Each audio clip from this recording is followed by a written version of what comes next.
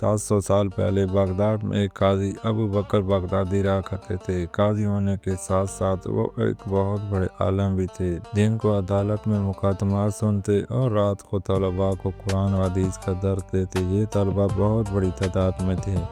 ان کے کھانے پینے کی ذمہ داری قاضی صاحب کی تھی۔ ایک دن ان کے شاگردوں میں سے ایک نے ان سے پوچھا کہ حضرت آپ کی تنخواہ تو بہت کم ہے، تو آپ یہ سارے اخراجات کیسے کرتے ہیں؟ طالب علم کا سوال سن کر قاضی ابو بکر مسکرائے اور فرمایا کہ یہ راز اس وقت تک نہیں کھل سکتا جب تک میں آپ کو اپنے ماضی کی چند عجیب و غریب واقعات نہ بتاؤں۔ اسی لیے بہتر ہے کہ آپ اس کو راز ہی رکھیں۔ طالب علم نے سوچا کہ شاید اس وقت ان کا کچھ بتانے کا ارادہ نہیں ہے، اسی لیے وہ خاموش رہا۔ لیکن تھوڑی دیر بعد طالب علم نے ایک بار پھر ان سے پوچھا کہ استاد جی، آپ نیکیوں میں اتنا خرچ کرتے ہیں اور آپ کے پاس آمدنی کا کوئی خاص ذریعہ بھی نہیں ہے، تو یہ درہم دینار کہاں سے آتے ہیں؟ محترم استاد نے ایک بار پھر اسے سمجھایا، لیکن اس بار طالب علم اس راز کو جاننے کے لیے پرعزم تھا۔ باقی طلباء کے اصرار کو دیکھ کر استاد نے ان سے کہا کہ میری جوانی اس وقت سے وابستہ ہے۔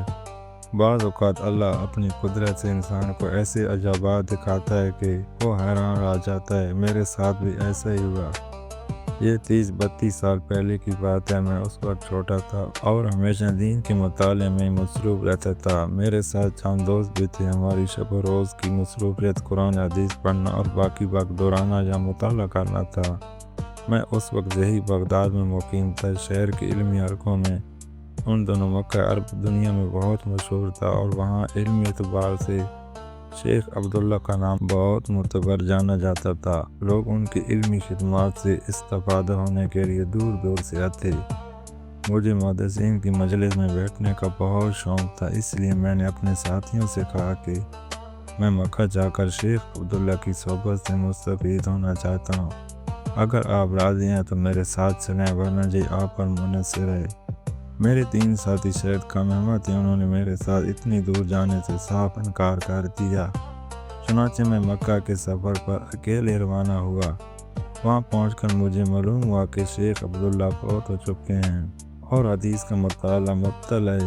یہ سن کر مجھے بہت مایوسی ہوئی۔ بہرحال یہ جان کر مجھے سکون بھی ملا کہ ان دنوں میں مکہ میں بہت بڑے علماء ہیں جو مسجد الحرام میں پڑھاتے ہیں۔ اگر شیخ سے استفادہ نہ کر سکے تو ان بزرگوں سے علم حاصل کرنا ممکن تھا۔ چنانچہ میں بغداد واپس جانے کی بجائے وہیں ٹھہر گیا اور الحرام کی علمی مجالس سے اپنی پیاس بجھانے لگا۔ ان دنوں میری بدقسمتی کہ میرے پاس کھانا ختم ہو گیا تھا، لیکن مجھے اس کی پرواہ نہیں تھی۔ میرے پاس اور کچھ کھجور تھیں، کچھ زیتون کا تیل بھی ملا۔ میں نے نعمت سمجھا اور کھا پی کر پڑھائی شروع کر دی۔ کچھ دنوں بعد کھانا ختم ہو گیا۔ ایک دن ایسا ہوا کہ میرے پاس کھانے کو کچھ بھی نہ بچا اور میں بھوکا رہ گیا۔ اس حالت میں یہ سوچ کر گھر سے نکلا کہ شاید باہر سے کھانے کو کچھ مل جائے، اور اگر کچھ نہ ملا تو حرم میں جا کر اپنے رب سے مانگ لوں گا۔ گھر سے نکل کر گلی میں آ گیا۔ اتفاق سے میرے سامنے ریشم کی ایک تھیلی پڑی تھی۔ دوپہر کا وقت تھا، گلی بالکل سنسان تھی اور اس کے پاس کوئی نظر نہیں آ رہا تھا۔ میں نے تھیلی اٹھائی اور گھر لے آیا۔ میں نے گھر آ کر تھیلی کو کھولا تو مجھے سفید موتیوں کا خوبصورت ہار ملا۔ میں نے اسے الٹا کر کے دیکھا۔ ہار کے موتی ہر زاویے سے اس قدر چمکے کہ میری آنکھیں دنگ رہ گئیں۔ مجھے یہ سمجھنے میں دقت نہیں ہوئی کہ یہ بہت قیمتی ہار ہے۔ میں نے اسے تھیلی میں ڈال کر بستر کے نیچے چھپا دیا۔ صبح سے شام تک وقت اسی طرح گزرتا رہا۔ میں سوچتا رہا کہ یہ تھیلی گلی میں کیوں پڑی ہے اور اتنا قیمتی ہار کس کے پاس ہو سکتا ہے۔ اسی دوران عصر کی اذان ہوئی۔ میں نماز کے لیے حرم شریف چلا گیا۔ عصر کی نماز ادا کرنے کے بعد میں آیا اور پھر سوچنے لگا کہ اللہ تعالیٰ بہتر جانتا ہے کہ اس ہار کا مالک کون ہے اور اب اسے کیسے واپس کروں گا۔ اس دوران گلی میں کچھ آوازیں آئیں۔ میں دروازے سے باہر دیکھا تو ایک بوڑھا آدمی اونٹ پر سوار تھا۔ چند لوگ اونٹ کے آگے بھاگ رہے تھے۔ بوڑھے نے تھوڑی سی دیر بعد اعلان کیا، اہل مکہ، میرا ایک تھیلا غائب ہو گیا ہے۔ اس میں ایک ہار ہے۔ یہ ہمارا خاندانی ہار تھا۔ اللہ کے فضل و کرم سے آپ سب اللہ کے پڑوسی ہیں اور لائق تحسین ہے۔ برائے مہربانی جس کو بھی وہ تھیلی ملی ہو مجھے واپس کر دیں۔ میں اس شخص کو 500 دینار انعام دوں گا۔ اہل مکہ، اللہ تم پر رحم کرے۔ میں یہ اعلان سن کر حیران رہ گیا۔ میں نے دل میں سوچا شاید یہی بوڑھا آدمی اس تھیلی کا اصلی مالک ہے۔ مجھے یہ یار اس تک ضرور پہنچانا چاہیے۔ میں ابھی اپنے خیمے میں ہی موجود تھا کہ اعلان کرنے والا اور اس کے ساتھی میرے گھر کے سامنے سے گزرے۔ میں نے باہر نکل کر ان کی لگام پکڑی اور کہا جناب میری بات سنیے۔ بوڑھے نے کہا کیا بات ہے؟ میں نے کہا برائے کرم آپ نیچے اتریں اور میرے گھر تشریف لائیں، میرے پاس آپ کی تھیلی ہے۔ بوڑھا جلدی سے نیچے اترا۔ میں نے اسے بستر کے نیچے سے ریشم کا تھیلا دیا اور پوچھا کیا یہ وہی تھیلا ہے جسے آپ ڈھونڈ رہے ہیں؟ بوڑھے نے فوراً میرے ہاتھ سے تھیلا لیا اور جلدی سے تھیلا کھول دیا۔ یہ وہی ہار ہے۔ بوڑھے نے ہار نکالا اور اسے چوما، پھر اس نے مجھ سے مخاطب ہو کر کہا اے نوجوان، یہ ہار سفر میں کہیں گم ہو گیا تھا، اس کی وجہ سے میں بہت پریشان تھا۔ اللہ آپ کو جزائے خیر عطا فرمائے، آپ بہت سخی ہیں، اپنا اجر۔ یہ کہہ کر بوڑھے نے دینار میرے سامنے رکھ دیے۔ میں نے کہا جناب مجھے یہ ہار سڑک پر پڑا ہوا ملا، میں اسے اٹھا کر اندر لے آیا۔ یہ آپ کی ملکیت ہے، آپ کو واپس کرنا میرا فرض تھا۔ مجھے انعام کی ضرورت نہیں، میں اپنی نیکیاں نہیں بیچنا چاہتا۔ بوڑھے پر میری باتوں کا کوئی اثر نہ وہ اٹل تھا کہ میں دینار قبول کروں۔ اس نے بہت اصرار کیا لیکن میں پھر بھی ڈٹا رہا۔ آخر کار برا نہ مانا اور دینار میرے پاس چھوڑ گیا۔ میرے پاس کچھ نہیں تھا اور میں بھوکا تھا، اس لیے میں نے ان دیناروں سے کچھ کھانے کا انتظام کیا۔ میں کافی دیر تک اپنی تعلیم میں مصروف رہا۔ آخر وہ دن آ گیا جب میں نے اپنی تعلیم مکمل کر لی اور بغداد واپس جانے کے لیے میں جدہ کی بندرگاہ پر پہنچ گیا۔ وہاں سے میں نے لمبا سفر شروع کیا اور کشتی پر سوار ہو گیا۔ تھوڑی دیر بعد اندھیرا چھا گیا اور بارش ہونے لگی۔ اسی دوران کشتی ہلنے لگی اور بالآخر ٹوٹ گئی۔ اس وقت ہم جس مصیبت میں تھے اس کا تصور کرنا بہت مشکل تھا۔ آسمان پر بجلی چمک رہی تھی اور سمندر کی طوفانی لہروں کی آواز اور خوفزدہ مسافروں کی چیخیں تھیں۔ میں نے آنکھیں بند کی اور کشتی کے تختے سے چپک گیا۔ سارا دن وہ تختہ سمندر میں تیرتا رہا۔ مجھے یہ بھی معلوم نہ تھا کہ میں کہاں جا رہا ہوں اور باقی مسافروں کو کیا ہوا۔ آخر کار خدا کے فضل سے وہ ایک جزیرے کے ساحل کو چھو گیا۔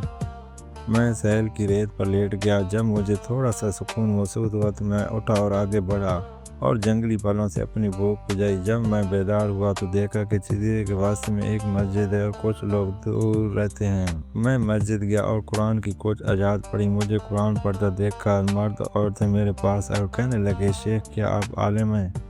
ہم مسلمان ہیں لیکن قرآن پڑھنا نہیں جانتے، برائے کرم ہمیں قرآن پڑھنے کا طریقہ سکھائیں اور اگر ہو سکے تو ہمیں لکھنے اور پڑھنے کا طریقہ بتائیں، بدلے میں مجھے ناشتہ اور رات کا کھانا ملتا۔ آہستہ آہستہ وہ مجھ سے بہت مانوس ہو گئے اور میری عزت کرتے تھے اور مجھے استاد کہتے تھے۔ ایک دن ان کے بزرگ میرے پاس آئے اور کہنے لگے شیخ صاحب یہاں ایک یتیم لڑکی ہے اور وہ بہت امیر ہے، آپ ایک شریف آدمی ہیں اور اکیلے ہیں، ہم چاہتے ہیں کہ آپ ان سے شادی کریں تاکہ آپ بہتر زندگی گزار سکیں۔ میں نے انکار کر دیا لیکن وہ اصرار کرتے رہے۔ بالآخر میں نے ان کی بات قبول کر لی۔